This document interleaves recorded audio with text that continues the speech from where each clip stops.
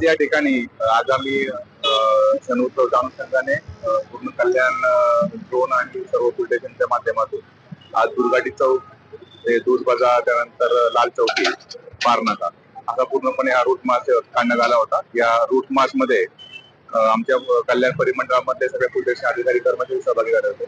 जवळजवळ 120 कर्मचारी अधिकारी या टोटल रूट मार्च मध्ये सहभागी झाले होते। त्याचप्रमाणे पोलीस स्टेशनचे व्हेकल्स असतील, पीटर मोबाईल्स असतील, त्यानंतर सीआरएम मोबाईल असतील आणि त्यानंतर वज्र व्हेकल अशा सर्व याच्यामध्ये हा सदर रूट मार्च या ठिकाणी आता काढलेला होता।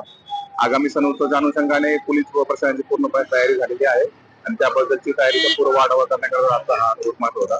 त्या माध्यमातून सर्व कल्याण डोंबिवलीकरांना माझं हे आव्हान राहील की अतिशय शांतते मार्गाने जे काही आगामी येणारे सण उत्सव ते साजरे करावे।